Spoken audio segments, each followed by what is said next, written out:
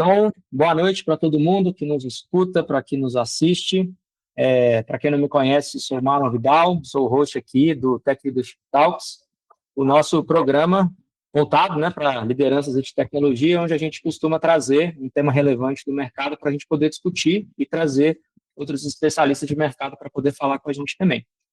O tema do dia hoje é falar sobre Dora Metrics. É um termo, né, bastante usado aí no mercado, né, mas ao longo da minha trajetória, eu conheço pouquíssimas pessoas que entendem realmente, né, interpretar as métricas, né, saber explicar elas, de como é que a gente faz para poder extrair elas, principalmente. Acho que aqui está, né, a grande dificuldade do pessoal, né, acaba sendo um conceito relativamente complexo.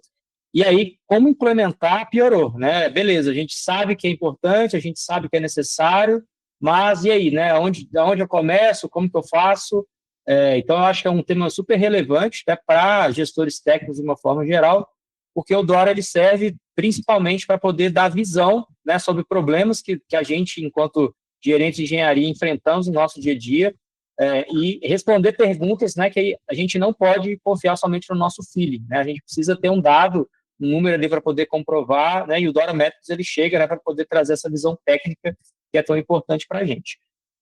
Já faço aqui as apresentações, tá? Quero só fazer uma breve agenda aqui, né, sobre o que a gente vai abordar aqui hoje. Então, para quem não conhece nada, né, Dora Metrics é uma novidade, então a gente vai passar, né, pelo conceito do que é o Dora Metrics e para que ele serve. Eu vou fazer uma rápida introdução aqui de quais são os indicadores que o Dora Metrics ele traz aqui para a gente, né, como que a gente interpreta eles. A gente vai mostrar, né, um pouquinho quando e como implementar, né, qual que é o momento ideal da gente colocar o Dora Metrics aqui no nosso time, e a gente vai trazer alguns cases reais, né, isso aqui acho que é o ponto alto da nossa apresentação de hoje, que é não somente mostrar como que a gente faz na prática, mas também, né, uma vez a gente implementando esses indicadores, que tipo de análise a gente pode fazer baseado em cases reais, né, de empresas que já fazem, né, a utilização dessas métricas e o tipo de insight, plano de ação que a gente consegue criar em cima disso. Então, acho que o encontro de hoje é bastante rico, né, para a gente poder dar sequência nesse assunto aí. E antes de mais nada, eu quero apresentar para vocês, né, dois convidados bastante especiais para poder participar aqui comigo. Eles são membros aí do DevStats. Quero, né, até passar a palavra para o Thiago e para a Isadora se apresentarem para a galera. Contem um pouquinho, né, quem são vocês, o que vocês fazem, né, e por que vocês são as melhores pessoas para poder falar sobre esse tema aqui hoje. Eu começo? Eu troquei de rede aqui de casa e dei um refresh na página. Não sei se está falhando para vocês aí que eu vou falar, tá? Então, obrigado, Marlon, pelo espaço aí. Eu sou o Thiago Gabriel, sou Tech Lead aqui no DevStats. Em relação ao Dora, o DevStats é uma plataforma que implementa o Dora, né? Então, as empresas que conectam com a gente recebem o Dora e muito mais outras métricas, né? Não só o Dora a gente costuma falar que é só a ponta do iceberg. A gente já está há um bom tempo no mercado aí, sei lá, de 3 a 4 anos, né? Falando de Dora, conversando sobre Dora, implementando Dora, vendo peculiaridades em várias empresas, né? Como elas estão implementando e como que elas estão fazendo, os erros e acertos. Então, basicamente é isso. A gente tem um pouco de know-how aí nessa parte de Dora.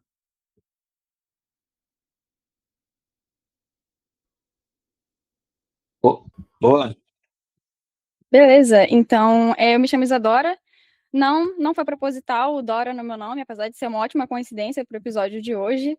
E eu atuo aqui na DevStats como Customer Success. Eu ajudo os clientes a extraírem o melhor da plataforma, nas análises desses dados e a realmente transformar esses insights em ações para melhorar esses processos. E é basicamente isso, sem muito demorar nessa introdução. Boa, só agora caiu a ficha aqui. Realmente. Legal. A melhor pessoa para poder falar sobre Dora é a Isadora. Então, vamos lá. Então, né, acho que só para contextualizar todo mundo, né, o que é o Dora Metrics? Ele basicamente ele é o resultado de uma pesquisa feita, né, ali por um grupo, né, de pesquisa liderado aí por 3 pessoas, a Nicole Fosway, o Jess Humble e o Jenny Kim. E essa pesquisa, né, ela foi comprada ali pelo Google. E a ideia dessa pesquisa é fazer uma análise, né, de várias empresas aí, milhares de empresas no mercado mundial, né, de uma forma geral, para entender o que diferencia um time de tecnologia de alta performance e um de baixa performance. O resultado, né, dessa pesquisa foi consolidado em um livro, tá? É um livro bastante famoso aí no mundo do desenvolvimento, né, esse o Accelerate. Então, ele basicamente, né, conta a história, né, desde a ideação, né, a idealização dessa pesquisa até a publicação e análise dos resultados, né, e como que eles acabam, né, o resultado é mapeado, né, nas grandes empresas que são referências do mercado, como empresas líderes, né, de alta performance no contexto de tecnologia. Então, para quem não conhece, né, já fica aí a recomendação para poder ler, né, principalmente quem trabalha com gestão, tech manager, engineer manager, é extremamente importante, né, ter esse livro, o conhecimento que esse livro traz, né, dentro aí do seu leque de conhecimentos. E aí, né, o Dora Metrics, ele serve principalmente para a gente medir a eficácia da entrega do software, balanceando a velocidade com a estabilidade. Basicamente, a nossa principal responsabilidade enquanto líderes de tecnologia dentro dos times que a gente conduz. Então, a gente é constantemente pressionado para entregar mais rápido, e aqui, né, vão ter alguns indicadores que vão medir essa velocidade de entrega, mas, ao mesmo tempo, a gente precisa entregar com qualidade e que o produto seja estável, né? Ele não pode quebrar, ele não pode ter bug. Então, sempre fica aquela eterna discussão, né? Se eu entrego rápido, vem sem qualidade, se eu entrego com qualidade, fica demorado, né? Qual que é o meio termo? Como é que a gente consegue tangibilizar esses indicadores, né, para a gente realmente ter conversas baseadas em fatos e dados e não puramente em achismo? E aí, o Dora, ele propõe, né, 4 grandes indicadores aqui, que são categorizados em 2 grupos. O primeiro grupo, para a gente poder medir a velocidade, né, ou o throughput ali do nosso time, é o Deployment Frequency e o Lead Time for Changes. O Deployment Frequency fala muito sobre a frequência que o nosso time faz deploy, e em branches aí que representam o nosso ambiente produtivo. Então, esse é um conceito importante. O Lead Time for Changes, quanto tempo, né, que a gente demora a entregar uma tarefa desde o momento que ela entra no nosso backlog. Tá? A gente vai entrar em mais detalhes já para poder explicar um pouco sobre isso. O Change Failure Rate, né, qual que, dado os itens que a gente coloca em produção, quantos deles representam um erro, né, e para a gente conseguir medir se o que a gente está colocando está quebrando ou não produção, e uma vez que produção está quebrada, né, quanto tempo que o nosso time leva para poder reparar, né, e esse indicador é reconhecido aí como Mean Time to Repair. Né, a gente vai trazer mais exemplos, aqui é só um overview bem geral, tá? A gente vai aprofundar um pouco mais, mas de uma forma bem simplista e bem genérica, né, é isso aqui que o Dora ele se propõe, né, a entregar para a gente, e a partir disso a gente consegue fazer algumas análises. E aí, né, o que né, esse conjunto desses 4 indicadores, de uma forma bem macro, se propõe a responder. Né, se a gente está rápido o suficiente, né, se o nosso processo de qualidade também está eficiente, se a gente tem, né, uma boa observabilidade, uma capacidade de reação quando erros acontecem. Então, o Dora acaba jogando luz nesse tipo de problema. E se a gente, principalmente, a gente sacrifica a qualidade pela velocidade. Esse interno embate aí, que quem ocupa o cargo, né, vivencia na pele ao longo dos dias. Então, não quer dizer que para a gente entregar mais rápido tem que vir com menos qualidade, né? Claro que a nossa vida é feita de trade-offs aí, mas se a gente tiver, né, como comprovar isso, a gente consegue demonstrar para os nossos stakeholders, né, para o plano aí que a gente vai propor como evoluções arquiteturais, evoluções técnicas para poder estancar, né, esse tipo de problema, e a gente conseguir fazer com que o produto ele fique estável, ao mesmo tempo que ele consiga evoluir com velocidade. E quando implementar o Dora, né, acho que é um bom ponto de partida aí. O Dora ele não se aplica a todos os contextos, a todos os lugares, mas ele principalmente é recomendado, né, quando, aliás, ele é contraindicado se você minimamente não tem um processo de CI/CD. Por incrível que pareça, né, em pleno 2026, eu ainda conheço algumas empresas que fazem, né, os seus processos de deploy, copiando DLL, copiando .jar e colocando dentro de um servidor. Então, empresas, né, relativamente grandes, eu já vi ainda empresa que faz isso. Então, né, ainda acontece, né, apesar do mercado ter evoluído bastante, mas se, né, no seu cenário você não se enquadra, né, você não tem um processo CI/CD criado na sua empresa, então você não é um candidato, né, a implementar um Dora Metrics aí, né? Acho que existe muito mais um trabalho de fundação para ser feito, porque ele existe, né? Acho que esse talvez seja um dos principais itens para a gente poder levar em consideração. E se as empresas também, né, não têm um controle de versão, né, principalmente baseado em Git, também, né, não recomendo que faça a implementação do DORA, né, uma vez que a gente vai precisar de algumas métricas ali, né, e essas métricas elas já são oferecidas para a gente por esse sistema de controle de versão. E o momento ideal é principalmente, né, quando o time ele começa a escalar e você perde essa noção visual do que está acontecendo, né, então você precisa de ter, né, números para poder comprovar, né, se as coisas estão fluindo bem ou não. Quando há uma percepção de lentidão, então quando chega algum stakeholder, né, o seu gestor, te perguntando, pô, mas está lento, né, o que pode ser feito para poder melhorar? Se você não tem uma visão clara de onde pode estar o gap do seu processo, você tem, né, um forte candidato aqui a implementar Dora Metrics para poder fazer a sua tomada de decisão ser mais eficiente, e quando você precisa justificar investimento em automação de teste ou alguma iniciativa de plataforma. A gente até já teve um episódio aqui no Tech Leadership Talks falando sobre IDP, Internal Development Platform, uma forma da gente conseguir plataformizar tipos, né, recursos que a gente oferece para o nosso time de desenvolvimento ser mais ágil e eles focarem mais na execução, né, da regra de negócio, do valor ao negócio, do que toda essa parte burocrática de infraestrutura. Então, o Dora também acaba sendo, né, um aliado bem importante para trazer dados e fatos para poder justificar investimentos, né, que vão suportar o crescimento em escala do seu time de tecnologia. Como implementar o Dora Metrics? A gente tem algumas... as 3 principais formas, né, que a gente tem hoje são utilizando ferramentas de mercado, onde normalmente você vai ter uma baixa complexidade, né, para poder entender o que é o Dora Metrics, né? As empresas normalmente elas já têm esse know-how, elas vão te guiar bastante nesse processo. Então você, né, você tem o mínimo de overhead possível para já conseguir ter o acesso à informação dentro do seu contexto. No entanto, o custo ele pode ser de médio a alto, né, e principalmente com o tamanho da sua empresa, né, quanto mais times, quanto mais desenvolvedores, o custo tende a ser maior também. Então, aqui, né, existe talvez uma limitação importante para algumas empresas, e a manutenção ela vai ser bem baixa, né? A própria ferramenta de mercado ela vai te, né, trazer patches, updates, evoluções, e o seu papel é, né, simplesmente fazer o consumo dessas informações e criar, né, os seus planos de ações e fazer as análises ali. Existe uma outra alternativa que é para usar ferramentas open source de mercado, né? Então, existe uma certa complexidade de média para alta, né? Você precisa entender o conceito, você precisa entender a ferramenta, como ela funciona e fazer a própria instalação.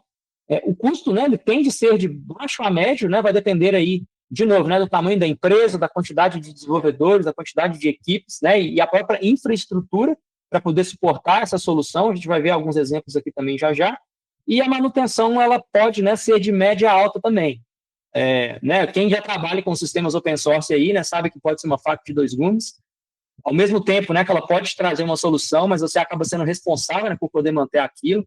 Então, às vezes, uma biblioteca sofreu uma atualização e quebrou o sistema, né, você não sabe como corrigir, você fica dependente da comunidade, às vezes a comunidade não está priorizando aquilo naquele momento. Então, é um pouco delicado, né? Faltar, talvez, um número que pode ser extremamente estratégico numa solução open source, que no momento que ela não te atender, você fica na mão. Então, né, algo para você colocar na balança também. E, por último, se você, né, quiser fazer o seu próprio Dora Metrics aí, né, não quer ter o mínimo de custo possível, né, e o custo também que ele é bastante relativo, se a gente olhar unicamente para o aspecto financeiro, né, você tem que levar em consideração também o tempo necessário para colocar isso de pé. A complexidade ela é alta, né, porque você precisa dominar o contexto, você precisa dominar o conceito, você precisa dominar como extrair e exibir essas informações, né, que refletem a realidade. O custo, né, como eu disse, talvez você tenha um baixo custo de infraestrutura, mas você pode ter um alto custo, um médio custo, né, talvez de pessoas e de tempo para poder, principalmente, dar manutenção, né, e essa manutenção ela tende a ser alta, principalmente no início, até as coisas se encaixarem nos devidos lugares, e com o tempo, essa curva ela tende a reduzir. Tá? Então, são algumas análises relevantes que você precisa fazer também dentro do seu contexto. E aí, né, como implementar, para a gente já entrar aqui na parte mais prática. Então, começando por ferramentas de mercado, né, a gente tem 4, acho que, grandes players aí que vocês podem, né, explorar.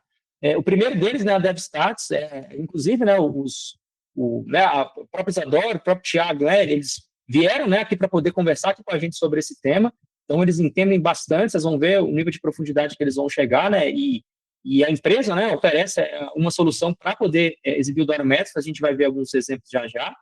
A gente tem outros bastante conhecidos aí no mercado, né, como a Linear B, né, uma empresa grande aí, que oferece, né, majoritariamente sistemas de gestão, né, de processo de desenvolvimento, e acaba tendo o Dora Metrics ali dentro também. E outros para vocês poderem dar uma pesquisada aí também, que é o Jellyfish e a Pluralsight, né, uma grande empresa aí que começou com cursos, né, de tecnologia para diversas áreas. Hoje eles oferecem algumas ferramentas, né, o Flow é uma delas, e o Flow ele oferece também, né, algumas métricas de engenharia, e o Dora Metrics está ali dentro também. Então fica como referência para quem não conhece, né, buscar um pouco mais aí de benchmark para poder ver o que cada um é capaz.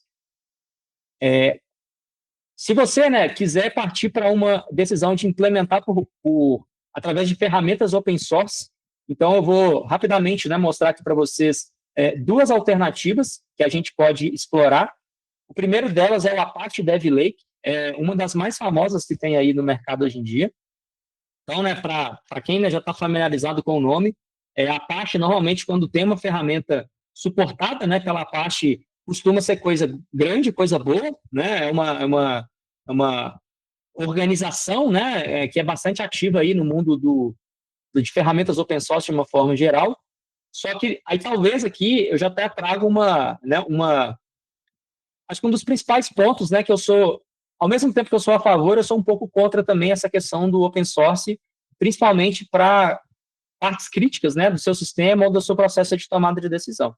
Então, o DevLake, né, ele tem, né, uma documentação extensa, né, ele tem algumas versões aqui, né, que foram construídas aí em cima, né, do tema de métrica de engenharia, ele tem uma comunidade ativa, né, ele tem o código aberto, e ele tem, né, alguns tutoriais ensinando a instalar e também, né, para você ver né, essa ferramenta em prática, né.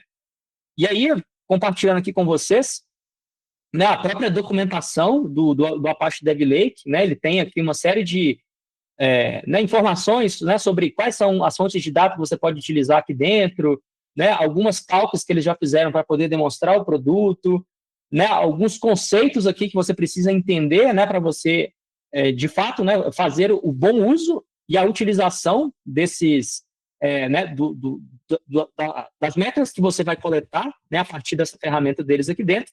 E eles, inclusive, oferecem, né, um dashboard ao vivo para você fazer uma navegação. Então, aqui que eu queria mostrar para vocês, eu acabei de clicar no link, aqui para mim é um dos principais problemas, né, quando a gente trabalha com esse tipo de ferramenta open source, porque né, a gente já vem preparando essa apresentação aí quase 2 semanas, e desde então, né, e já há algum tempo atrás que eu já busquei informações sobre o DevLake também, a ferramenta está fora do ar, né, então, tipo, bem ao vivo aqui, mostrando para vocês que né, esse ao mesmo tempo, né, que ferramentas open source, elas são muito importantes, né, para que a gente consiga ter essa, acho que não está aparecendo, deixa eu só compartilhar a tela cheia aqui para vocês poderem ver. Aqui. Acho que está exibindo aí, né, vindo aqui nas métricas do Dora, o live demo aqui que tem, né, está com problema, não consigo visualizar. Então, pensa, né, você fazer uma reunião, né, com o corpo executivo da empresa para poder demonstrar, e aí o negócio cai, ninguém sabe resolver, né, ninguém sabe o que fazer. Então, né, como sempre, né, são coisas para a gente colocar na balança, né, antes da gente, de fato, tomar a decisão de qual vai ser, né, o sistema, o produto que vai suportar, né, indicadores relevantes, né, para serem estratégicos na sua tomada de decisão dentro da empresa aí que você representa. Tá? Voltando aqui rapidinho, só para colocar aqui no modo cheio, tela cheia. E a segunda ferramenta, né, que eu acho que eu trago aqui também para poder mostrar para vocês, que é uma implementação open source também do Dora Metrics, até pelo próprio time do Google, tá? Lá, né, dentro desse repositório aqui, Dora Team, o perfil aqui no GitHub, e existe esse projeto que chama 4Keys. Então, essa aqui, né, foi a iniciativa para poder implementar, né, a coleta do Dora Metrics, né, pelo time interno lá do Google, só que, mesma coisa, né, é um tema complexo, né, um tema importante, que foi descontinuado também, né, lá em 2024, e apesar, né, de ser uma solução open source, que ainda pode ser utilizada, pensa, né, você implementar, né, um produto desse que tem mais de 2 anos que não recebe nenhuma atualização. Se der um problema, você vai ter que puxar esse problema para você. Acho que é um outro ponto também importante levar em consideração quando você escolhe esse tipo de solução. Então, né, demos uma rápida passagem, né, por ferramentas de mercado que a gente pode explorar, né, a gente trouxe aqui algumas sugestões de ferramentas open source que você pode implementar também. E aí, né, eu quero já fazer o convite aqui para o Thiago, né, aqui acho que começa, né, o mais interessante do nosso bate-papo hoje, que é o faça você mesmo, né, então, pensa que eu quero implementar por conta própria, né, Dora Metrics, a gente, né, estamos numa audiência técnica aqui, a gente tende a muito mais colocar a mão na massa e construir, né, do que eventualmente a gente consumir um produto open source ou talvez para contratar numa ferramenta de mercado. A ideia, né, para mostrar para vocês bem no detalhe, né, como que a gente faz o Dora Metrics, né, o que é necessário para poder implementar, né, como que a gente faz a visualização disso. E eu quero convidar, né, o Thiago para poder puxar a tela aí, né, e dar uma aula aqui para a gente, que esse conteúdo está muito legal, né, e eu quero passar a palavra para ele e mostrar isso para a gente agora. Opa, valeu, Marlon. Deixa eu compartilhar minha tela aqui. Eu não sei se fica melhor, me falem aí, eu compartilhar a tela inteira, se dá para enxergar. Ou se eu compartilho só a tab, só... Eu acho que tá legal assim, e até antes de você começar, até pedir para o pessoal aí, a ideia, né, do Tech Leadership Talks aqui também é a gente ter momentos de interação, né, não é somente uma apresentação, claro, a apresentação ela guia a conversa, mas até em função do tempo aqui, a gente, né, fez alguns exercícios ali também para poder, né, caber o tempo da apresentação e o tempo das conversas.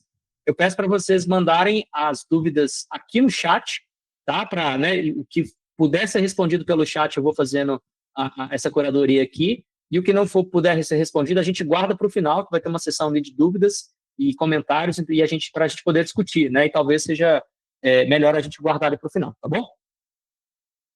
Fechou. Então tá, como o Marlon falou, eu vou fazer aqui o passo a passo, como se eu tivesse que implementar o Dora na minha empresa do zero, tá? Também vou trazer um pouco do que a gente já viu por aí, tá? Então, você pode criar a implementação do Dora Metrics como achar melhor, né? Então, eu vou falar o que eu já vi ao longo desse tempo daí, trabalhando com Dora, né? Eu já vi empresas tentando calcular na mão, fazendo input de dados em planilha, né? Então, eles vão lá, pegam os dados que eles consideram que sejam importantes para o Dora e fazem input em planilhas para depois isso gerar gráficos e algo nesse sentido, tá? Eu já vi empresas extraindo dados só do Gira, tá? Só dados do Gira, o que, na minha visão, não faz muito sentido. O Dora é muito exclusivamente uma métrica de engenharia. O Gira é uma plataforma de gerência de projetos, então, beleza, mas tentaram fazer isso lá, tá? Já vi também empresas tentando usar plugins do Gira. O Gira tem muitos plugins muito bons para gerência de projetos, para Scrum, enfim. Então, eles tentaram pegar os dados que esses plugins geravam e tentavam desses dados, fazer alguma coisa em relação ao Dora, né? Só que aí eu também vi um grande problema. Além de... na minha visão, ter equivocado, pegar esses dados do Gira, muitas das vezes, esses plugins, às vezes, exportavam dados errados, né? Então, além de eles estarem pegando dados do lugar errado, estavam exportando dados errados e tomando decisões de maneira errada, tá? E também já vi mais recente agora tentando fazer copy-paste para IA, tá? Então, eles pegam dados, ou seja, transformam em CSV, jogam para a IA e pede para ela calcular alguma daquelas 4 métricas do Dora para eles, né? Aí eu também, na minha visão, acho equivocado, porque, enfim, se várias pessoas, mesmo que elas peguem até o mesmo CSV, e dependendo do prompt que elas colocarem na AI, pode ser que elas gerem resultados diferentes, né? Então, como que eles vão padronizar uma métrica numa empresa ou num time se elas estão prompts diferentes, enfim, dados diferentes, tá? Então, o ponto aqui para mim tá certo fazer dessa maneira?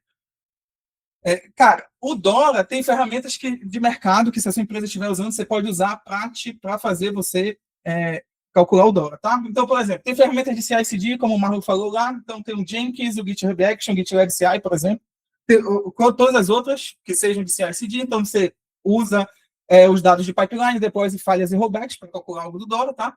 Tem ferramentas de deploy, de infra, como Kubernetes, então, para você usar eventos reais e tal de publicação. Tem ferramentas de incident management, como ServiceNow, Jira Incident Management, o PagerDuty, para você ver quando alguma coisa houve algum incidente, alguma falha. Tem ferramentas de APM, observabilidade, como Datadog e New Relic, tá? Para você, enfim, também ver dados de falhas e recuperação diretamente da aplicação, tá? Então, são ferramentas que você pode usar. Ali tem um participante aí do Lucas. Então, são ferramentas que você pode usar para calcular, para usar os dados que essas ferramentas te proporcionam para calcular o dólar, tá? Que eu acho que são ferramentas muito mais precisas do que o Gira, por exemplo. Beleza? Mas a verdade é que essas ferramentas são complexas e incompletas para o dólar, tá? Não estou falando que elas são incompletas na regra de negócio delas, tá? Elas lá são muito boas, enfim, muito sucesso no que elas fazem. Estou falando incompletas para o dólar. Muitas dessas ferramentas ali que a gente falou, cara, elas por si só são complexas até de você usar na UI, né? Por exemplo, Datadog e New Relic, cara, é um mundo aquilo ali. Tem até Academy para a pessoa conseguir entender e interpretar aqueles dados. Agora, imagina, isso eu estou falando da UI, né? Agora, imagina daí pegar os dados de lá via API ou via algum tipo de exportação para eu, de alguma forma, tratar esses dados e calcular o dólar, tá? Então, eu, na minha opinião, eu acho elas muito complexas e incompletas para o dólar, tá? Daí, eu estou falando de Dora, e daí o Marco já deu uma overview geral, mas eu vou só aprofundar um pouco mais aqui nesse momento e depois eu aprofundo mais ainda. Então, cara, o que é o Dora de fato, né? Então, eu tenho o PR Cycle Time, aí aqui tem uma ressalva, né? Então, quando você, até no slide do Marlon lá estava escrito Lead Time for Change, né? Então, você pesquisar também qualquer coisa do dólar, vai estar esse termo daí, mas como a gente está falando de engenharia, a gente costuma separar, até no DevStats também, algumas outras empresas fazem a mesma coisa, eles separam o que é PR Cycle Time, que é uma métrica de engenharia, e Issue Cycle Time, tá? Que é a métrica lá do seu gerenciador de projetos. O Issue Cycle Time é a task, né? Então, quanto tempo demora dessa task desde quando ela vai para em progress até ela chegar em done? E o PR Cycle Time, quanto tempo demora quando você começa o commit até aquele código chegar a merge em produção, tá? Então, aqui eu não vou falar nada de Issue Cycle Time. Então, toda hora eu vou estar falando de PR Cycle Time, tá? Então, só essa ressalva, porque depois desse material ficar compartilhado, enfim, e daí vocês... ele não falou de Lead Time for Change. Não, estou falando de PR Cycle Time, tá? Então, o PR Cycle Time, primeiro commit, o tempo do primeiro commit que você realiza, no que você está trabalhando, até aquele commit chegar na sua branch de produção, tá? O Deployment Frequency. Aí, aqui também é uma outra coisa que não é tão clara no mercado ou em artigos, ou seja lá o que for. Na Deployment Frequency, em quê? Aí você pode fazer o cálculo em dias, em semanas ou em meses, tá? Dependendo de como você quiser enxergar isso daí. Aí, o Change Failure Rate é a sua taxa de deploy que falha. Aí aqui, o primeiro grande equívoco que eu vejo no mercado quando as empresas querem calcular por conta própria, tá? E até nos artigos que são a forma que são explicadas nos artigos e como as pessoas interpretam e tentam calcular. Não é o Change Failure Rate, não é a falha no pipeline do seu deploy, tá? Então, não é aquilo, eu fiz um deploy e aí lá, no momento, falhou no meu pipeline, o teste não passou e quebrou meu pipeline e não foi para frente. Não é isso. O Change Failure Rate é o seguinte: eu fiz um deploy, eu lancei uma coisa em produção e aquilo que eu lancei quebrou algo, seja diretamente ligado ou indiretamente ligado, tá? Isso é o Change Failure Rate. Beleza? Aí eu também tenho o Mean Time to Recovery, que é o Mean Time to Repair, Recovery ou Restore, tá? Você vai ver um desses termos daí, mas por Dora é a mesma coisa, tá? Beleza? Então, é quanto tempo você demora para se recuperar entre uma falha e outra, tá? Aí, de novo, outra confusão do mercado. Se eles entendem que o Change Failure Rate é uma falha no meu pipeline, aí eles calculam que o Mean Time to Repair é o tempo que eu me recupero entre uma falha de pipeline e outra, tá? Isso daí é totalmente equivocado. É o tempo que você demora para se recuperar de uma falha desde quando você identificou aquela falha. Beleza? Então, tá. Então, como eu falei, eu acho aquelas ferramentas que eu mostrei, que são ferramentas que sim, elas podem apoiar o Dora, mas elas por si só não são Dora completo, e além disso elas são complexas. Mas existe uma forma muito mais eficaz e fácil, comparado com as outras ferramentas, de você conseguir ter as 4 métricas do Dora 100% funcionando, que é você extrair dados do seu Git Provider. Tá? Então, se você extrair dados do seu Git Provider, seja lá GitHub, GitLab, Bitbucket, eu esqueci de colocar o ícone aqui, mas tem o Azure Repos agora também. Se você extrair dados desse seu Git Provider, só dele, sem precisar de nenhuma outra ferramenta, nenhum outro tipo de integração ou extração de dados, só do Git Provider, você consegue ter as 4 métricas do Dora e ter o Dora 100% funcionando. Então, o que eu estou falando aqui, que não é que seja tão fácil fazer essa extração, essa consolidação e essa exibição de dados via Git Provider. Eu estou falando que é mais fácil e mais eficaz do que usar as ferramentas que eu falei anteriormente, tá? Beleza? Beleza? Estou indo no ritmo muito rápido, eu às vezes falo muito rápido, tá? Tá bom? Para mim está excelente. Tranquilo. Tá tranquilo? Então tá. Então, já que a gente decidiu, e é sobre isso aqui que eu vou mostrar como implementar o Dora, a gente decidiu fazer a implementação do Dora extraindo dados do Git Provider, né? Quais são os dados, de fato, que eu preciso do Git Provider para eu calcular o Dora? Cara, só são esses dados aqui e as relações entre eles, tá? Eu preciso extrair pull request, os commits do pull request, os comentários do pull request, as reviews, os comentários de review e as relações entre eles. E os collaborators, se eu quiser saber quem fez aquela ação ou não, tá? É até opcional, beleza? Mas os collaborators, geralmente a gente quer saber quem fez o pull request, quem fez o comentário e tal. Então, eu preciso também trazer os collaborators, beleza? Aqui é um ponto que lá na frente eu também vou mostrar que faz diferença para a conta também, é que lá, todo o Git Provider, ele tem um comentário do PR e ele tem o comentário da review do PR, tá? São coisas diferentes, né? Então, aqui, ó, comentários do PR e comentário da review. O comentário do PR é quando é muito comum em open source, né? Então, o cara abre o pull request e todo mundo fica discutindo ali o motivo daquele pull request, enfim, se tem uma forma melhor, alguém marca um outro pull request que já fez a mesma coisa, então aquilo ali é o comentário do PR, tá? O comentário de uma review é quando eu inicio uma review no pull request e lá na review eu estou comentando, dizendo, ó, isso daqui acho que você tinha que melhorar, enfim, então tem essa diferença daí, tá? É importante, quando vocês forem implementar por conta própria, saber isso exatamente na API, e na documentação e na API do GitHub não é tão explícito, tá? Então tá. Aí, aqui eu vou tentar um pouco mais devagar para que a parte que começa a parte das contas aqui. Então tá. Então, o que é o PR Cycle Time, de fato, como que é a conta desse cara daqui? Então, imagina que o que está de azul aqui é um pull request, beleza? Desde o momento onde eu abro o commit, onde eu faço o primeiro commit, desculpa, e até quando ele é merged. E daí, o meu PR Cycle Time é dividido nessas 4 etapas aqui, e também tem a quinta que eu mostro logo em seguida. Eu tenho o meu coding time, que é o tempo do meu primeiro commit até eu abrir o pull request. Então, eu estou lá, estou trabalhando, eu vou começar uma nova funcionalidade, peguei minha task, estou fazendo meus commits aqui, do meu primeiro commit até o momento que eu abri o pull request, é o coding time. Beleza? Iniciou o code time. Do meu PR aberto até a minha primeira ação de review é o pickup time. Tá? Aí o que é a primeira ação de review é qualquer comentário de review, qualquer tipo de ação de eu fiz um approve, eu fiz um change requested, qualquer coisa, e de qualquer pessoa do time, né? Não só uma pessoa, mas pode ser qualquer pessoa. Então esse é o pickup time. Aí temos o review time, tá? Que é dessa primeira ação de review até a última ação de review. É o tempo de fato de revisão que aquele pull request ficou em tempo de revisão, vamos dizer assim. E eu tenho o merge time, que é o tempo da minha última ação de review, ou seja, depois que alguém deu o último approval ou alguém fez um último comentário, alguma coisa nesse sentido, até ele ser mergeado. Beleza? Então tá. Aí tem mais um detalhe. Tem alguns lugares, alguns artigos, ou de repente até algumas empresas também, como o DevStat, que a gente, que nesses artigos falam que você também precisa saber o deploy time daquele PR. Né? Só que aqui tem um grande detalhe. Então, por exemplo, o deploy time ele é uma métrica que ele não depende só de um PR. Tá? Então, se vocês forem ver aqui, ó, aqui em cima, eu tenho a métrica que eu dependo só daquele PR e das coisas que aconteceram naquele PR para eu calcular o cycle time inteiro. Já se eu precisar calcular o deploy time, tem uma métrica, o deploy time específico, ele foge do cálculo só desse PR. Então, por exemplo, bora imaginar que esse pull request daqui, eu estou trabalhando na minha branch, a minha branch é feature, login with Google, e eu vou apontar para develop, certo? Quando esse PR daqui foi merged, esse develop não é a minha branch de produção, vamos imaginar que seja main ou master, nesse exemplo aqui, main, esse PR, quando ele for merged, o meu código não está em produção, ele ainda está só numa branch no meio, uma branch de develop, enfim, tá? Então, para eu calcular o deploy time, quanto tempo de fato demorou para esse código aparecer lá na minha branch de produção, eu preciso saber qual foi o PR que, entre aspas, lançou o PR anterior. Né? Então, por exemplo, quem segue o Git Flow, é muito comum ter esses PRs de release, né? Onde eu abro da minha branch de release direto para a minha branch de produção. Esses PRs de release, normalmente, eles lançam o código de vários outros PRs que estão consolidados nele.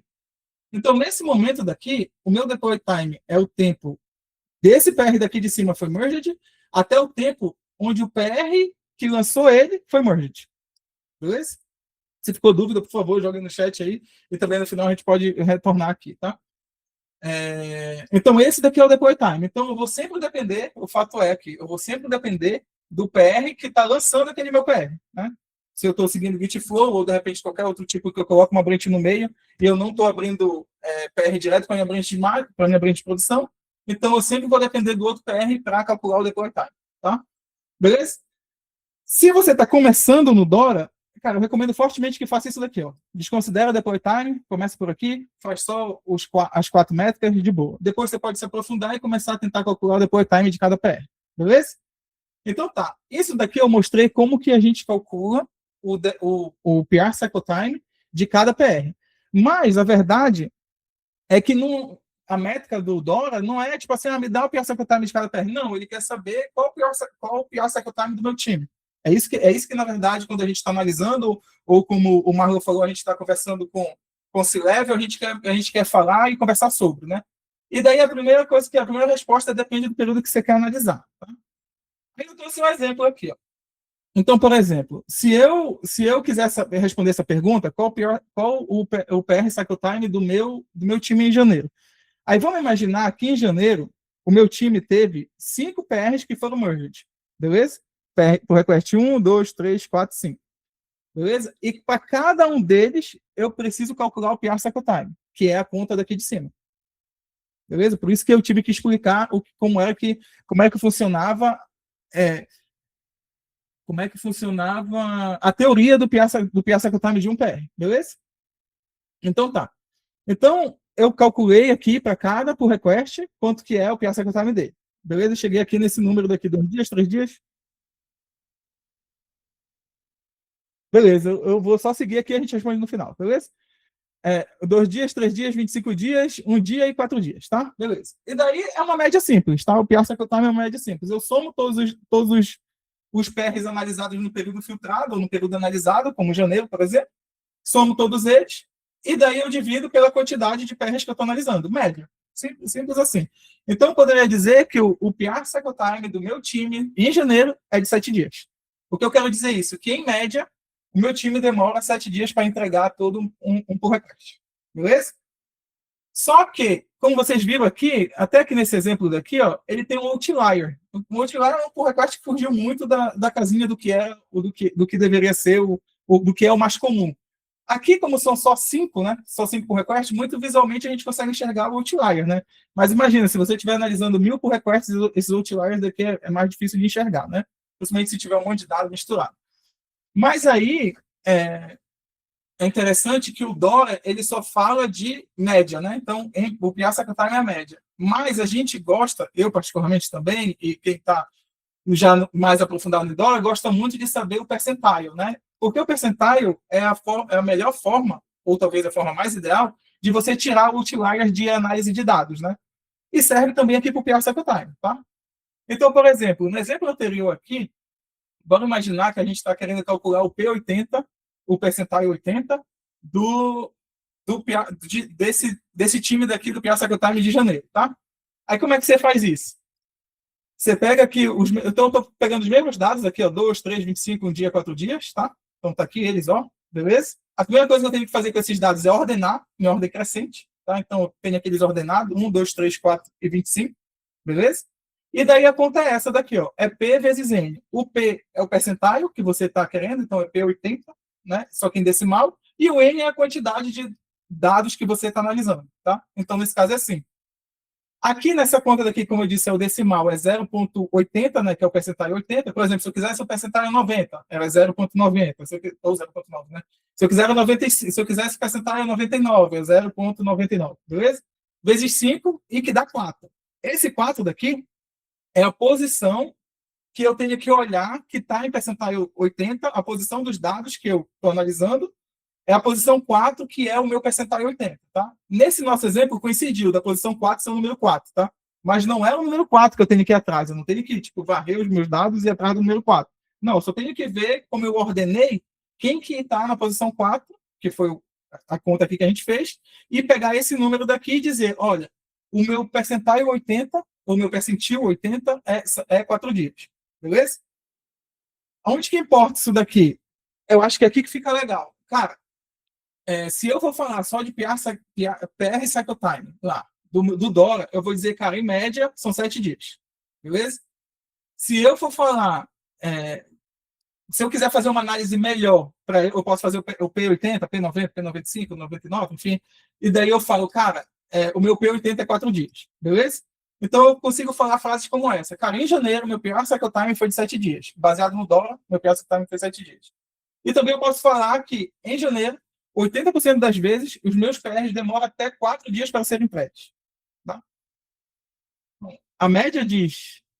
Aí, só um comentário, né, sobre esses números aí, porque são números importantes até para a gente poder estimar a capacidade de entrega dos times, né? Aí, né, depois você consegue fazer uma análise de complexidade, né? Você cruza esses números que o Dora te entrega, né, versus o que talvez você estimou, né, ali né, como critérios de complexidade de uma determinada tarefa, você consegue já começar a fazer algumas inferências, né, sobre a capacidade real de entrega do seu time, com apoio, né, bem mais próximo da realidade do que simplesmente né, aqueles números meio aleatórios lá né, daqueles Kanban board lá que a galera costuma fazer. Pizza Game, alguma coisa assim.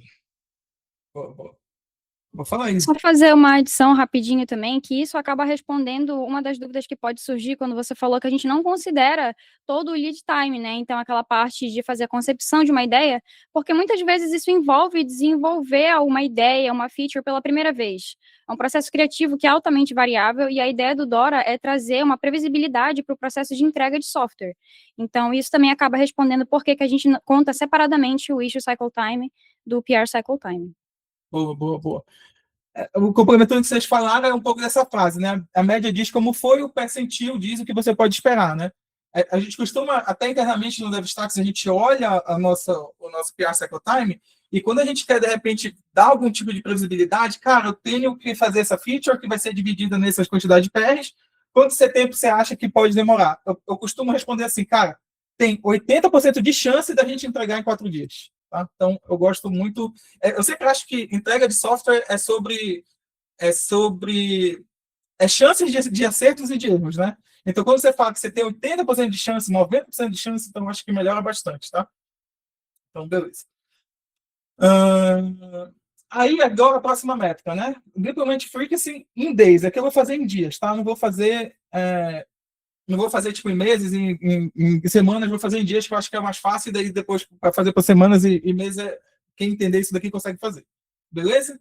Então, a mesma coisa então, a gente precisa de uma pergunta, né? Qual o deployment frequency do meu time nessa semana, tá? A primeira coisa é que a gente tem que saber o que você considera um deploy, né? Eu coloquei aqui a figurinha do nosso amiguinho para lembrar a gente que eu sei que todo mundo vai falar, o deploy para mim é quando termina o meu pipeline lá inteiro, está em produção. O deploy para mim é quando eu entro e valido, de repente, seja lá o que for. Mas o fato é que a gente está falando de Dora via Git Provider, tá? Então, o que é um deploy a nível de Git Provider, tá? Então, a gente está considerando aqui que um deploy é um merge na branch de produção. Beleza? Então, se eu fiz um merge, eu abri um pull request na branch de produção, e eu fiz um merge lá, quer dizer que está deploy. Beleza? A nível de Git Provider.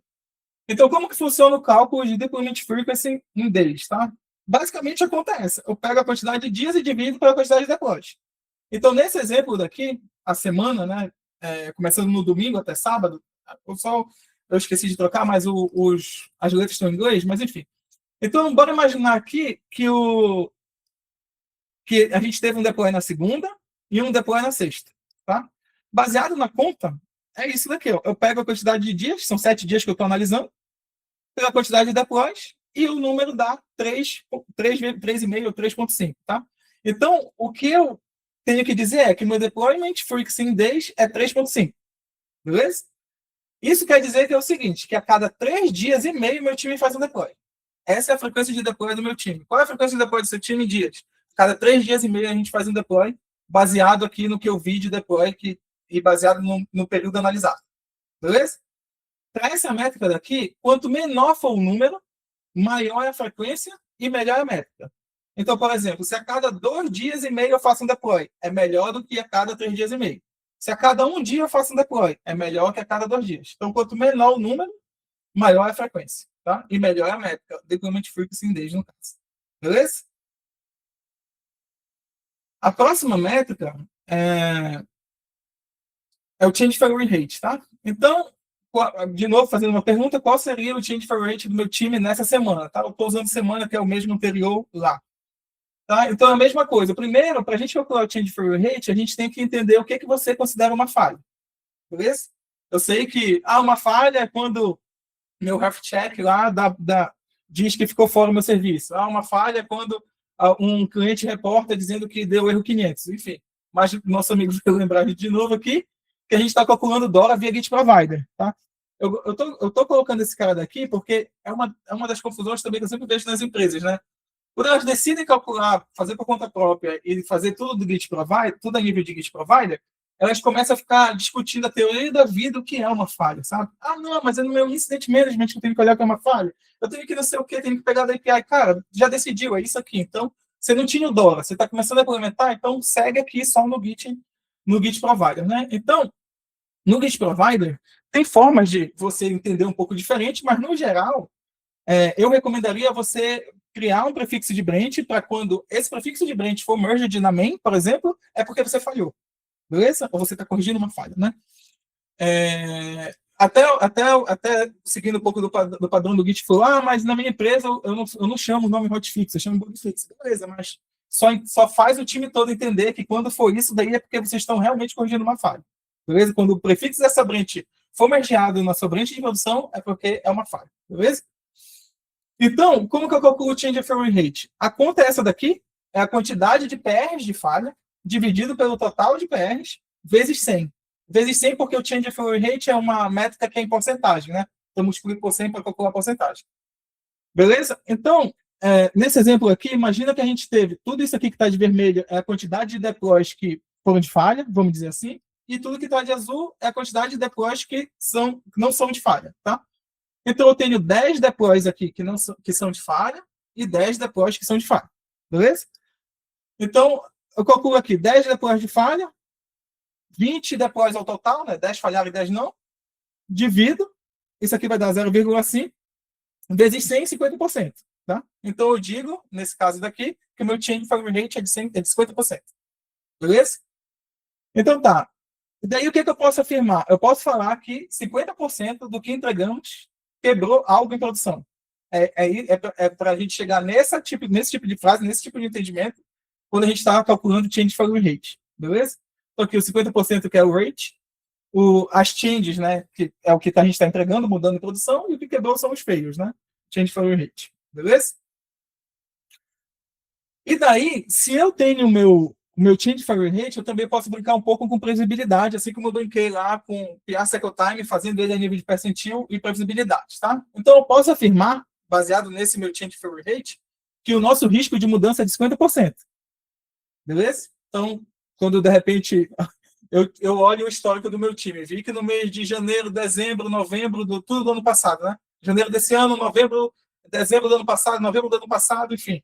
Eu estou vendo que o meu change failure rate é 50%.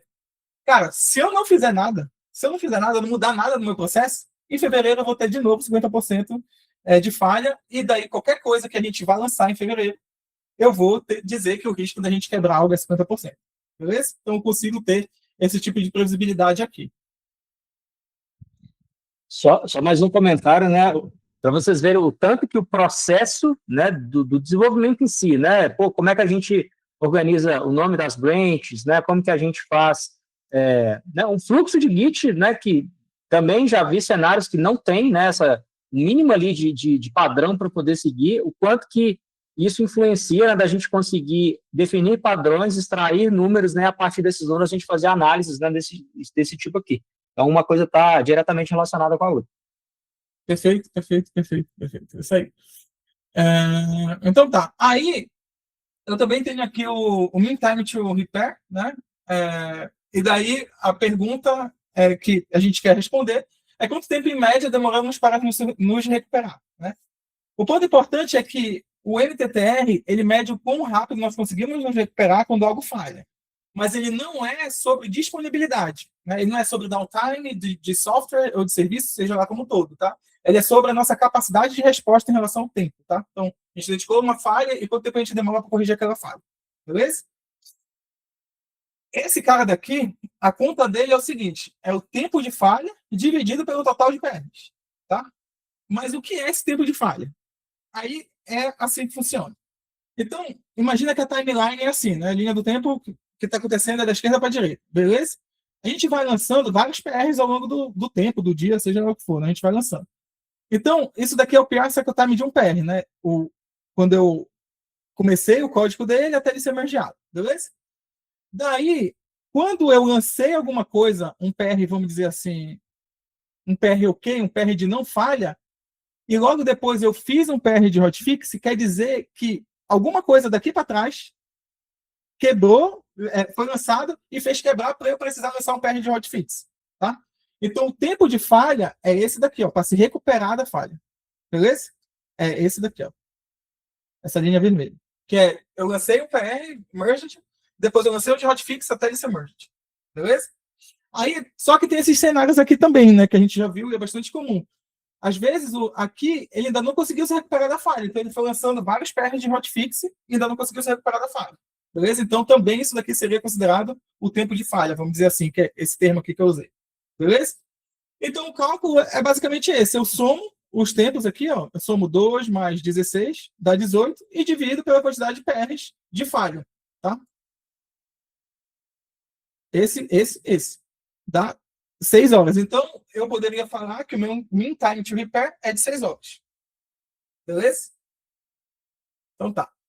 Aí, agora que fica interessante também, porque se eu tenho meu change failure rate bem calculadinho via Git provider, eu tenho meu mean time to repair, eu consigo dizer, começar a brincar com esse tipo de coisa aqui, tipo, risco, eu posso sim, tá? O meu tique de ler as coisas do chat é grande, tá? Mas posso compartilhar sim, sem problema. E daí a gente começa a brincar com coisas tipo isso, risco versus resposta, tá?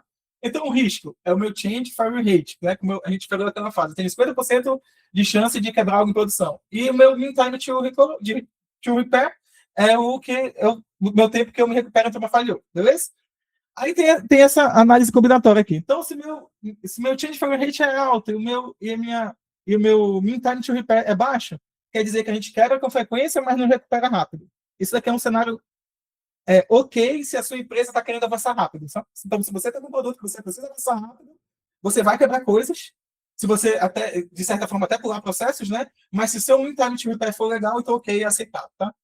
Esse daqui não é, né? Então, se você quebra muita coisa, demora muito para se recuperar, cara, quebramos muito, demora muito para consertar, é um cenário ruim, tá? Se seu change failure rate é baixo, o seu mean time to repair é alto, então você quebra pouco, mas quando quebra, dói. Beleza?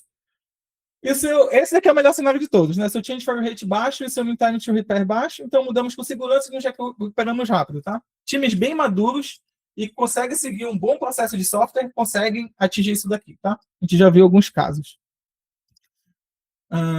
Então tá. Aí,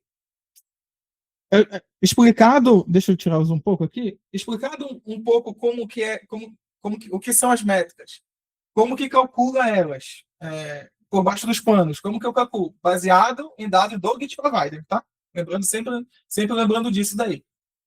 O que eu preciso fazer agora para eu montar o Dora aqui do meu lado? Beleza? Fazendo o Dora por conta própria.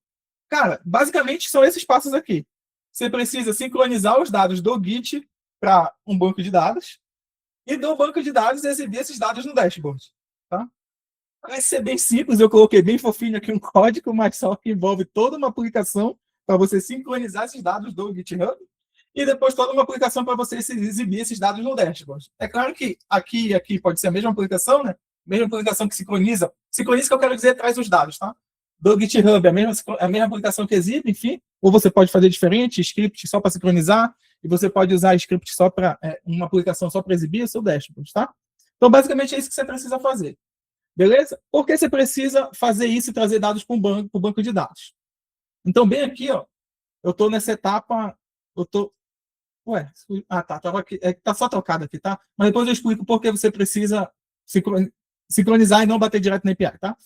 Mas beleza, então, vamos imaginar que a gente está nessa etapa daqui, ó. Está na etapa de sincronizar os dados lá do GitHub, tá? Os endpoints que você precisa bater são esses daqui, nada além disso daqui. São esses endpoints. Você precisa pegar os pull requests, que é tipo a listagem dos pull requests, e depois obter um pull request específico, né? Para ter os dados mais específicos daquele pull request. Eu preciso pegar os commits do pull request e depois um commit específico, os comentários e assim por diante, tá? Mas são exatamente esses endpoints aqui para montar o DORA, baseado em tudo que eu já expliquei até o momento aqui, e para conseguir fazer todos aqueles cálculos, tá? Alguns pontos de atenção, né? Então, essa daqui é a URL base lá da API do GitHub. A documentação do GitHub em relação aos endpoints é muito boa, é a melhor de todos os Git providers, tá? A documentação técnica, tá? Não que esteja explicando algo, beleza? Lá sobre DORA e nada disso, tá? Mas a documentação técnica sobre como puxar os pull requests, puxar um pull request é muito boa. E um ponto muito importante, que às vezes a gente tem a mania de logo pular e querer logo olhar os endpoints, mas eles avisam lá, é para você travar no seu header, quando você fizer as requisições, essas informações aqui, tá? E principalmente travar a versão da API, tá? Então, o padrão, o GitHub, em vez de colocar a versão da API aqui no path, ele trava a versão lá no header, tá? Então, muito importante isso daqui. Só um adendo se você for fazer isso daqui de puxar os dados lá do GitHub. Beleza? Esses são os endpoints. O ponto aqui que eu falei que não dá para simplesmente eu só bater direto na API e tentar exibir o DORA de lá montar, é porque começa alguns problemas, né? Então, o GitHub ele tem um rate limit, então eu só consigo fazer 5.000 requests por hora por access token. Você pode achar que isso aqui é muita coisa, mas não é, tá? É rápido que consome isso daqui, muito rápido, principalmente se você está fazendo uma aplicação para a sua empresa, onde vários usuários, né, estão acessando aquilo ali. Se você tentar exibir em tempo de execução, batendo na API do GitHub, tentando montar um monte de dashboard e exibir, cara, vai muito rápido, tá? Não é possível simplesmente bater em endpoint, tem que exibir os dados, isso que eu falei. Cada acesso do usuário seria consumo de API, cada refresh na página seria consumo de API. Beleza? Eu poderia fazer cache e tal, mas mesmo assim não dá por causa desses outros detalhes aqui, ó. Os endpoints têm limitações, né? Então, vários deles só têm filtro de data. Então, você não conseguiria filtrar, por exemplo, por player, por time, por collaborator, por repository agrupado. Se a gente perceber aqui, em todos eles eu só passo um repository no path aqui da URL, né? Então, por exemplo, se a minha empresa tem 50, 100, 1.000 repositórios, como é que eu vou exibir agrupado isso daqui? Eu teria que, em tempo de execução, bater 1.000 vezes no endpoint e tentar agrupar, enfim, meio impossível até, tá? Beleza? Então, não dá para fazer isso, por isso que a gente tem que sincronizar e trazer para o banco de dados, tá? Então, aqui é uma estrutura bem direta ao ponto, vamos dizer assim. Eu fiz de maneira macro, né? Que tipo de estrutura no banco você precisa ter para que você salve os dados dentro dos endpoints e depois você consiga montar o dashboard, tá? Então, claro, eu não estou muito ligado com chave estrangeira, chave primária, qual os dados exatos que deveriam ter em cada tabela, mas, cara, é basicamente isso. O centro da coisa é o pull request, por DORA, tá? Então, você tem a tabela de pull request, a tabela de commits, a tabela no meio que relaciona commits a pull request, tá?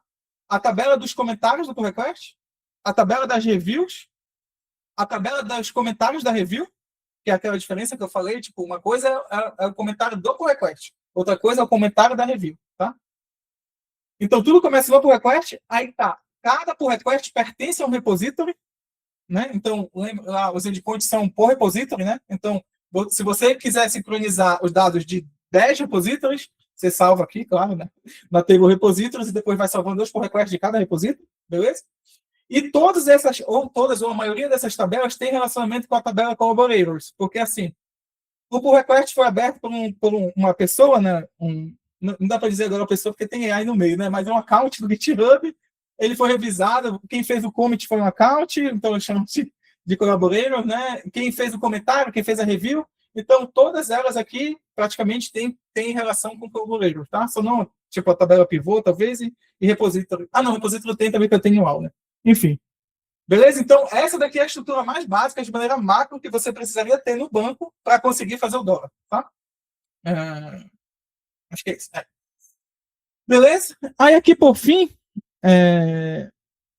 exibindo os dados aqui do DORA, vocês podem vocês trouxeram vocês fizeram todo um script para sincronizar dados do GitHub para o banco de vocês. Depois vocês podem fazer uma aplicação, né? Pode usar um Metabase da vida, por exemplo, que open source, né? Vocês podem ir lá e só consumir os dados do banco e montar dashboard.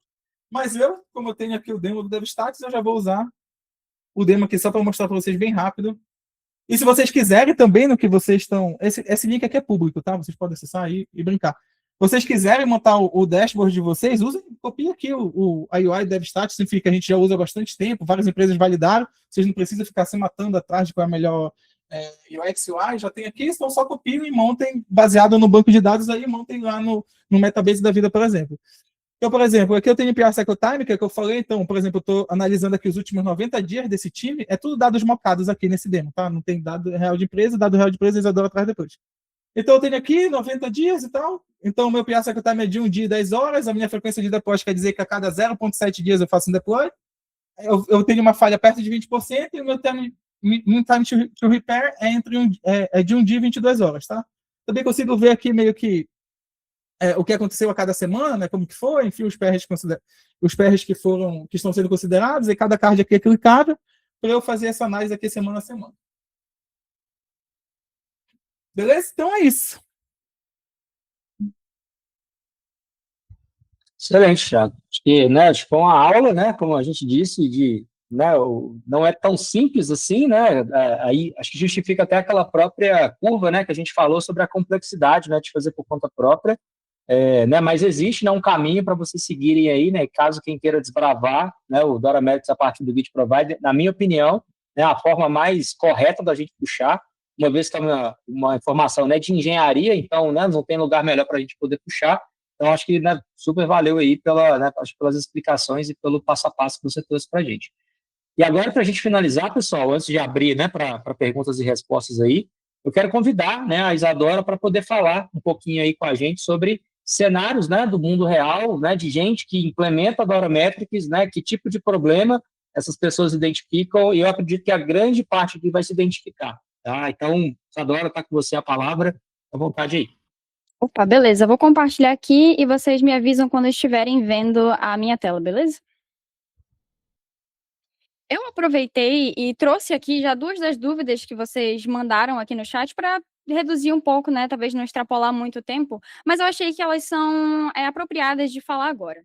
E a primeira delas a gente fala, né, dos issues ali quando está em produção, e que geralmente esses PRs, eles são menores do que os PRs de desenvolvimento. E é por isso justamente que o Dora traz essas métricas, tanto as de estabilidade quanto as métricas de throughput. Então, o Mean Time to Recovery, ele traduz muito melhor essa capacidade do time, né, do ciclo ali, de entregar uma solução que vai subir de volta o seu software quando ele caiu. Se ficar mais alguma dúvida em relação a essa métrica, essa dúvida a gente pode voltar depois, mas só um ponto que eu achei válido trazer aqui. Uma outra curiosidade é que o Dora, na verdade, ele é uma pesquisa recorrente, né? Então, todos os anos eles lançam repositórios, não, eles lançam relatórios com novos dados e novas pesquisas, e no de 2024 eles mudaram o Mean Time to Recovery para uma métrica não de estabilidade, mas uma métrica realmente de entrega, porque ela traduz ali realmente a capacidade do seu time de se recuperar de uma maneira rápida. A outra dúvida, vocês estão vendo ainda a tela? Tá tudo certo? Tudo certo? E a outra dúvida foi a dúvida do Guilherme, que às vezes medir, né, para algumas equipes o início do PR Cycle Time, contando ali do primeiro commit, pode ser mais complexo, porque tem muitos times que entregam em cima da hora, e é uma coisa que outras empresas aqui, várias empresas que, né, trabalham com a gente, que usam DevStats, já trouxeram isso, meu desenvolvedor ele só comita ali já em cima da hora. E a gente tem como fazer essa mudança, tanto você se fizer por conta própria, a sua própria dashboard, e alterar, né, essa parte de fazer o tracking desde da abertura da branch, quanto na DevStats a gente tem um hook, um post checkout, para fazer essa conta dessa maneira diferente. Então, eu espero também que tenha esclarecido essa dúvida. Certo. Bom, antes de entrar nos use cases, eu só queria trazer um detalhe, que na verdade não é um detalhe, é uma coisa bem grande, que o Dora, ele é muito mais do que essas 4 métricas. A gente sempre vê as pessoas falando sobre as 4 métricas, porque elas são, sim, muito populares, elas são baseadas em uma vasta pesquisa, análises estatísticas, mas o Dora, ele traz para aqui, para a gente, o Core Model, que é basicamente essa estrutura que vai além das métricas. A gente tem o que eles chamam de capacidades, que são as skills que essas empresas de alto desempenho, sejam elas empresas grandes, a gente fala do Dora, fala do Google, Microsoft, sejam elas startups, têm que realmente impulsionam essa performance, impulsionam essas métricas. Então, a gente está olhando aqui para a versão reduzida, mas deixa eu passar aqui. eles têm a versão mais expandida. Quando você lê o Accelerate também, você vê que tem muito mais para o Dora do que somente a parte técnica. Por exemplo, as capacidades, elas vão muito além só, né, da questão de você ter ali uma pipeline de CI/CD, você ter um processo eficiente de revisão, elas vão até mesmo na questão da cultura da sua empresa. Se você, como líder, tem essa capacidade de estimular o aprendizado dos seus funcionários, dos seus desenvolvedores, dos gerentes de produto, até mesmo dos líderes. Todas essas coisas são coisas que durante esses anos de pesquisa lá, desde 2014, quando eles publicaram primeiro, né, a primeira pesquisa, o State of DevOps Research, eles mostraram que são, que impactam. Então, o Dora é muito além de dizer o que é o desempenho, eles também trazem para a gente quais são essas skills culturais, técnicas, que realmente movem essa performance dos times, que eles chamam times de elite. E tudo isso impacta, né, os outcomes, que é o que a gente gosta de ver, então, os resultados, tanto a nível de negócio, quanto a nível do bem-estar da nossa equipe. Então, essa é uma coisa bem interessante em relação ao Dora, que poucas pessoas falam sobre. Entrando nos use cases, eu vou fazer um disclaimer, eu não vou estar explorando aqui a dashboard mesmo, porque são dados de empresas reais, e a gente preza bastante pela confidencialidade desses dados, mas vou tentar traduzir aqui, passar para vocês o melhor possível com as imagens. Eu trouxe 2 dos cenários mais comuns que a gente lida com, e o primeiro deles envolve a questão das sprints. A gente não falou muito da parte de gerência de projetos, mas a pesquisa do Dora bate bastante nessa tecla do Lean, do gerenciamento de processos, toda essa parte desse gerenciamento de fato das equipes impacta muito a entrega. Então, esse aqui é um time pequeno e eles passam por uma coisa que eu aposto que muitas pessoas aqui talvez já tenham visto acontecer, que é essa questão do carry-over. Então, ali as coisas que vão sendo empurradas de uma sprint para outra, não conseguimos resolver, ela vai indo para frente, para frente, para frente, e quando você vê, você está sendo muito mais reativo do que proativo, né, nas suas sprints, na hora do seu planejamento e na hora que a sprint está realmente acontecendo. Isso leva ali a um acúmulo, muitas vezes trocas de contexto, né, do que os desenvolvedores estão fazendo, e, consequentemente, falhas em produção. Mostrar os dados e como isso mudou a curto prazo aqui, eu vou falar da estratégia. Então, o primeiro passo foi realmente a liderança ter a capacidade de fazer esse diagnóstico. Se você não tem como medir, às vezes, somente o palpite do seu, como eu posso dizer, de como você conhece ali o dia a dia da sua empresa, não é o suficiente para você ter a big picture, né? Então, você conseguir entender quais são os fatores que realmente estão impactando a sua entrega. Então, acompanhar não somente o Dora, mas o Dora ele é muito bem quando é combinado com outros relatórios. Então, acompanhar tanto essas métricas de processo, quanto as 4 métricas que a gente viu aqui, que são excelentes em traduzir em termos simples esse desempenho. E as ações que esse time tomou a curto prazo foi limitar, né, o trabalho que está em andamento dos desenvolvedores, quebrar em peças menores aquelas tasks que eles estavam tendo muito grandes, e planejar a sprint com mais consciência. Então, é um time que não é tão grande, ele não pode querer entregar um volume muito grande de tasks ou tentar acabar com, né, todos aqueles que vieram de outras sprints de uma vez só. Como resultados que a gente vai ver, tem uma queda consistente da change failure rate, um aumento desses itens que foram postos nas sprints que estão sendo completos agora. Então, como vocês vão ver no próximo relatório, eles estavam querendo entregar muito e acabavam integrando pouco no final das sprints. E a maior confiança do time. Esse aqui é o relatório de sprints e a gente consegue ver nessas primeiras sprints. Só um minuto, deixa eu só ajeitar aqui a visualização. A gente estava vendo que eles estavam planejando muito, então a gente tem ali na primeira 25 testes, na segunda 15 testes, e entregando muito pouco. Então, entregando menos da metade todas as vezes. E deixar um pouco mais claro também, vocês viram que temos 2 tipos de carryover, um nesse azul água turquesa e o outro no rosa, e a diferença entre eles é que um é carryover da sprint anterior direto, e o outro é carryover de mais de 2 sprints, então aquelas tarefas que realmente vieram de muito tempo atrás. Depois que eles fizeram essas mudanças, a gente repara que, embora não tenha solucionado o problema por completo, então a gente ainda tem essas tasks que são adicionadas tardiamente, tem um maior volume de finalização das tasks que foram prometidas.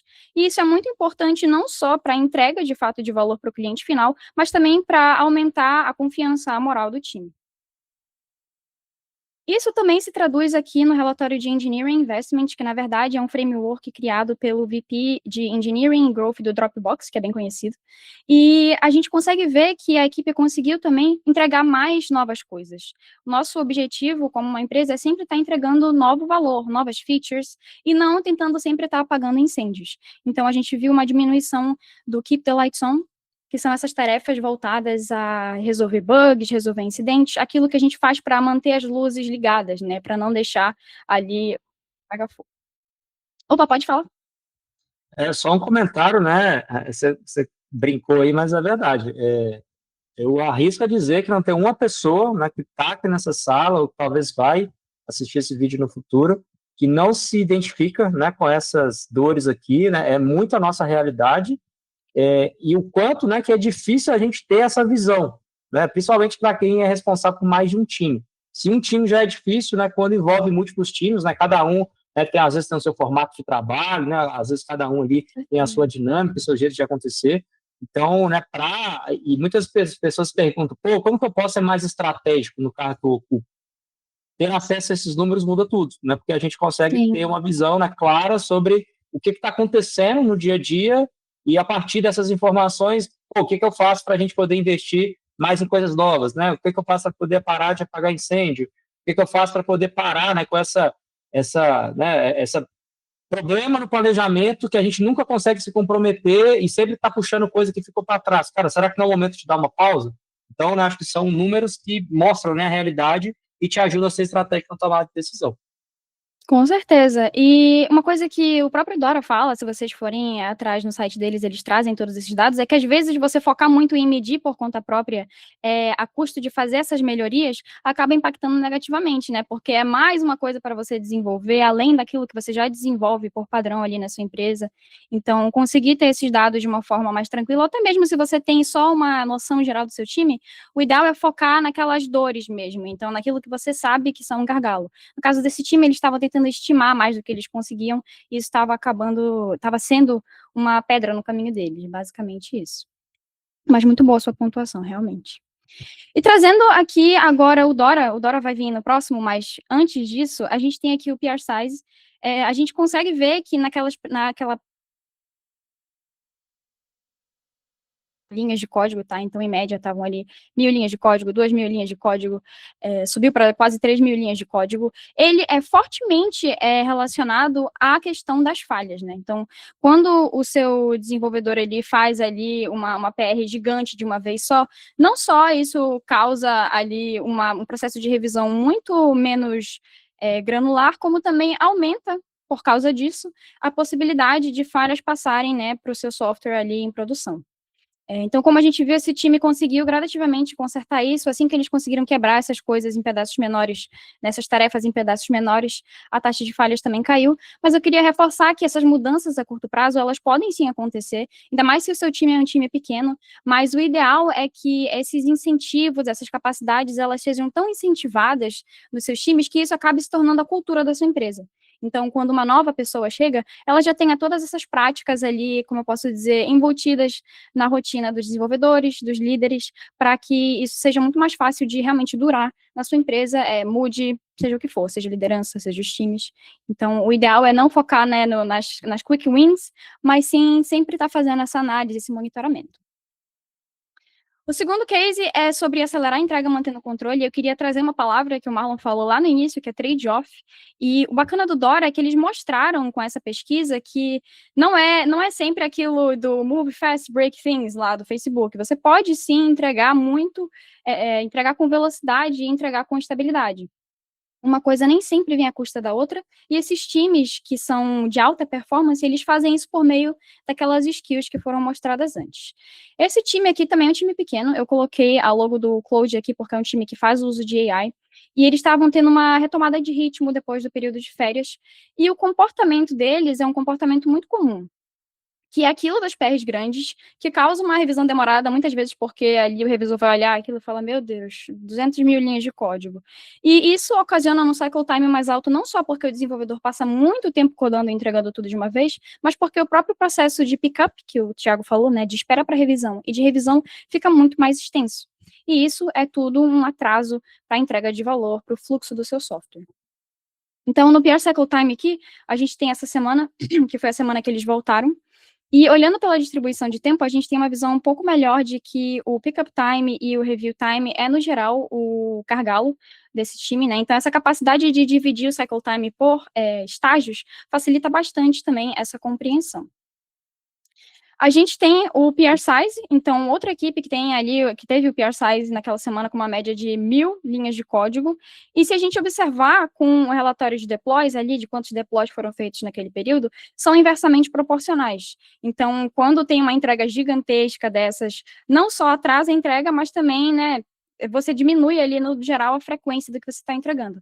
Então, pouco a pouco, eles conseguiram melhorar esse ritmo, mas claro que todas essas mudanças que eles fizeram, essa estratégia que eles adotaram aqui, de quebrar essas tasks, de incentivar essas PRs menores e usar prompt de AI com mais frequência para entregar trechos que são funcionais, mas menores do que eles realmente precisavam ser, o que a IA geralmente, como eu posso dizer, às vezes você pede uma coisa aí para a IA e ela traz muito mais do que você pediu. Então, ter prompts mais certos. Outra coisa, outra capacidade muito interessante que eu esqueci de falar, mas eu acho válido trazer aqui, já que a gente está olhando para esse relatório, é que o Dora também pesquisa muito sobre o impacto da AI, né? Se realmente ela está dando um boost ali no desenvolvimento, ou se, na verdade, ela está causando mais problemas. E eles mostram que, na verdade, ela é uma grande aliada, mas dentre as capacidades que o Dora traz, a questão de você ter o contexto, né, da sua solução disponível para a IA é muito importante, porque faz com que os seus desenvolvedores consigam trabalhar com prompts que realmente trazem o contexto da solução. Então, o contexto ali do código, sem dar aquela coisa mais geral, que às vezes dá uma solução nada a ver. Então, isso também é uma capacidade muito bacana que eles trazem esses dados também.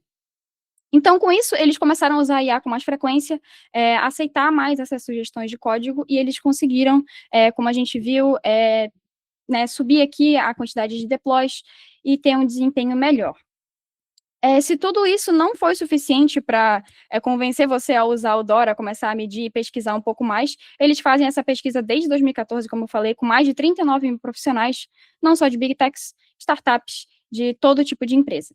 E é basicamente isso. Alguém levantou a mão? Pode falar. Foi só um comentário, se puder só voltar um slide ali, né, ainda em cima desse tema. Assim, né, no final das contas, mais uma coisa, né?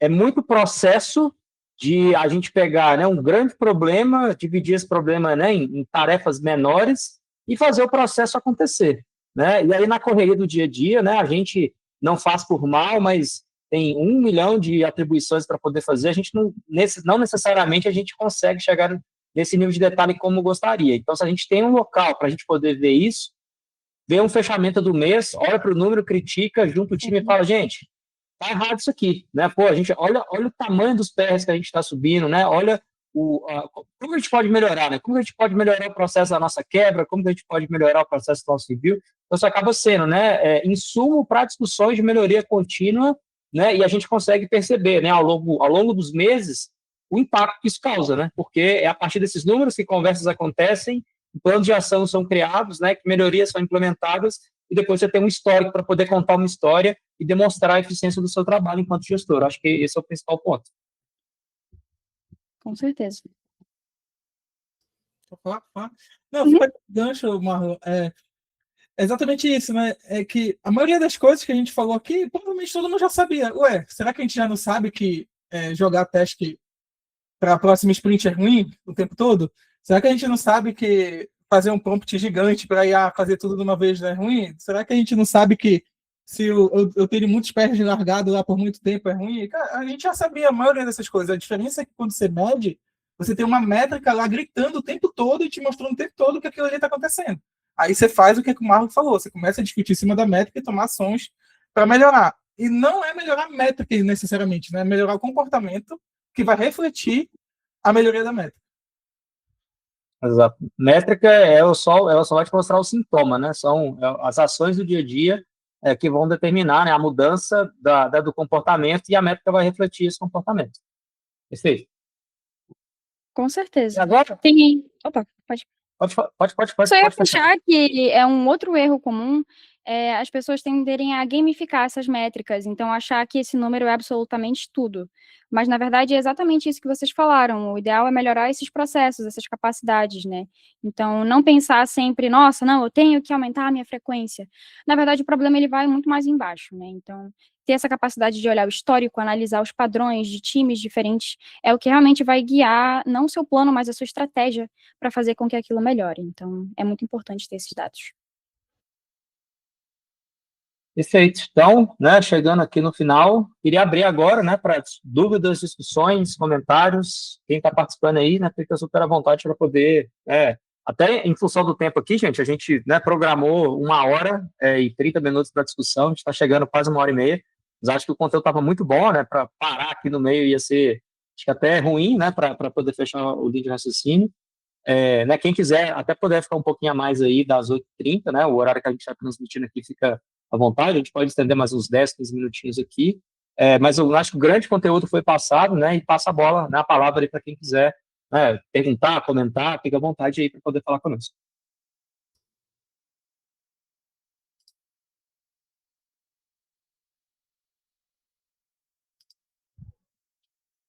Ninguém? Todo mundo craca agora em Dora? Amanhã já vai fazer a revolução na empresa?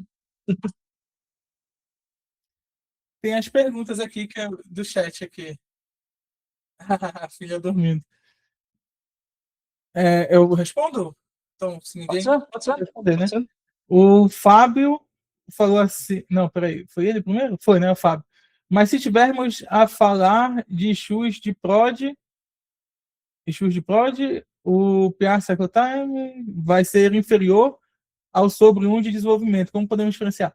Bom, se eu entendi a pergunta, o Fábio está falando se eu tenho o PR Cycle Time de, por exemplo, de hotfix para corrigir problemas e PR Cycle Time de desenvolvimento, desenvolvendo uma funcionalidade. É isso, né?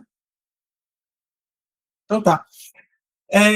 Sabe, assim, ó, o Dora em específico, ele diz para você fazer o PR Cycle Time de tudo que você entregou no mês, né? Seja de coisas rápidas ou de coisas mais demoradas, ou seja de coisas que é hotfix, bug, ou de feature enhancement. Então ele diz que você tem que calcular assim, beleza? Mas, é uma coisa até que a gente faz no DevStacks, a gente categoriza os pull requests. A gente diz que o pull request ele tem um issue type. Então, quando eu faço essa categorização, eu consigo filtrar. A gente pode brincar e fazer assim. Me dá o meu PR Cycle Time só de hotfix. Aí eu vejo quanto tempo em média eu demoro para entregar hotfix. Me dá o meu PR Cycle Time só de enhancement, só de security. Então, eu consigo fazer isso. Vocês também, se forem fazer o dólar por conta própria, vocês podem fazer isso. Vocês conseguem categorizar o pull request e depois fazer esse tipo de filtro. Basicamente, a forma de categorizar pull request que a gente usa a nível de Git Provider é baseada no prefixo da branch que você abriu o pull request. Né? A branch base, não a branch alvo. Né? Então, se eu fiz na minha branch base feature barra alguma coisa apontando, seja lá para o que for, aquele meu pull request é de feature. Tá? Então, essa é a forma. Tem gente que categoriza pelo título do PR, tá? Pode ser também. Mas eu prefiro fazer isso pelo prefixo da branch, porque se você policia o seu time para seguir o Git Flow, né, você já ganha também o issue type do PR, por consequência. E só retomando aqui, eu passei rápido lá na apresentação, mas se quiser medir separadamente, como o Thiago falou, a questão de hotfix, a gente tem o Mean Time to Recovery, que consegue olhar para isso separadamente. E caso a preocupação seja realmente esses outliers, sempre tem como fazer essa análise por percentis, ao invés da média, que ela flutua muito mais baseado ali nesses números fora da curva. Então, também tem essa opção de optar por outras medidas estatísticas para fazer essa medição e evitar números muito baixos ou muito acima ali daquela média que a gente geralmente tem dos PRs, para ser uma coisa mais previsível. Aí o Guilherme, que não pode abrir o microfone aí, que está com a filha dormindo, ele falou, concordo com o Secretary, para medir pelo primeiro commit pode ser mais complexo, dado que nem todo dev segue um padrão. Se o commit for dado quase na hora de entrega, a métrica não vai ficar de acordo com a realidade. Cara, perfeito. É um pouco também do que o Marlon falou. Tipo, existe um tipo de pré-fundação que você tem que fazer antes de fato, ir atrás do dólar. Né? Então, eu acho que você tem que estabelecer algumas coisas. Eu sempre falo que o combinado antes não ser caro, né? Então, se você fala, pessoal, estamos implementando Dora, vamos começar a medir o PR Cycle Time, e daí, para a gente ter uma métrica mais precisa, eu preciso que vocês, ao iniciarem o trabalho de vocês, o quanto antes vocês façam o primeiro commit. Beleza? Então, essa pode ser uma conversa.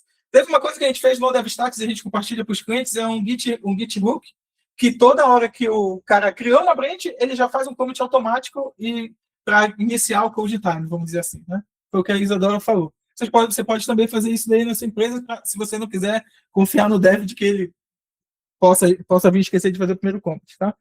Mas sim, Guilherme, esse é um ponto, tá? A gente costuma encontrar bastante resistência de quem está começando a monitorar o Dora, que é assim, os processos que a pessoa já segue, as pessoas dizem, não, mas o meu processo aqui não dá para o Dora. Não, claro que dá. Você pode ajustar uma coisa aqui, uma coisa ali, para ver o seu número, e depois você começa a ajustar os comportamentos de processo de software para aquela métrica começar a melhorar. Beleza? O Jefferson falou, é possível compartilhar esse arquivo? Como é que eu compartilho? Eu só coloco aqui no chat, o Marlon envia depois por e-mail? Isso aí a gente pode, né, organizar depois, né, para poder publicar, principalmente para quem faz parte da comunidade, né? Acho que é um benefício lá para quem acompanha o nosso material. Não, fechou. Então eu vou... Eu mando para você, Marlon. Beleza. Beleza? Tem uma outra pergunta que é como o Dora se equipara com o Space. O Space, ele é um framework que foi desenvolvido, né, a equipe que desenvolveu ele inclui a Nicole, que desenvolveu o Dora, e o Space, ele é mais, como eu posso dizer, guarda-chuva do que o Dora. O Dora, ele está falando realmente sobre desempenho, e cada letra do Space fala de uma outra coisa, né, sobre o seu time de, por exemplo, engenharia. Então, a satisfação do seu desenvolvedor, o nível de atividade, a comunicação, a colaboração, tem inúmeras métricas dentro de cada uma dessas letras, e a ideia do Space é que você não precisa medir todas elas. Dependendo da sua solução, o Space ele vai conseguir te dar uma outra métrica que ajuda você a compreender isso. E o bacana do Space também é que ele é um framework que não só se limita à tecnologia. Qualquer processo criativo complexo pode ter o Space aplicado. Então, se a sua empresa não tem a ver com, por exemplo, o tech, mas não sei, uma empresa de animação que tem que lidar com uma entrega muito alta desses tipos de storyboards, por exemplo. O Space tem diversas métricas e elas podem ser aplicadas ali de acordo com o seu contexto, com maior foco também em métricas relacionadas à satisfação dos desenvolvedores, à colaboração, à comunidade em si, não somente a atividade e outras coisas, e é um conteúdo muito bacana de se ver sobre também. O comentário que eu ia fazer, né, vai muito nessa linha, até como simplificar. O Dora está mais para performance e o Space está mais para a experiência do desenvolvedor, né? São vários critérios, prismas diferentes que você pode avaliar, né, o que de fato torna a experiência do desenvolvedor mais fluida, né, ou melhor ali dentro do contexto ali da sua empresa. O Space ele chega, né, para tentar te oferecer um framework que você consiga fazer essa medição, né, e ter uma decisão fundamentada. Acho que essa é a principal diferença.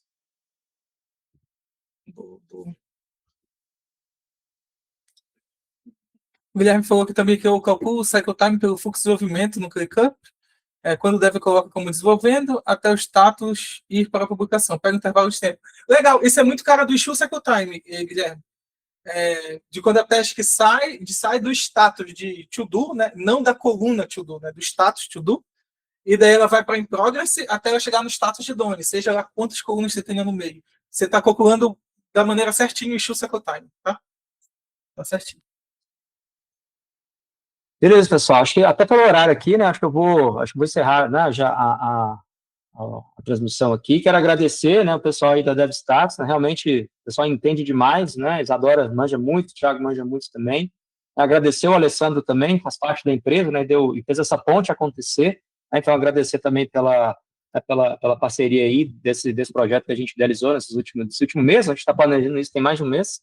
E, né, fazer o convite, né, para quem, né, quiser continuar acompanhando nossos materiais, né, quiser continuar acompanhando nossos conteúdos, acessar a comunidade TechManager de resultados. E quero passar, né, a última palavra para o Alessandro também se apresentar e falar um pouquinho sobre a DevStacks.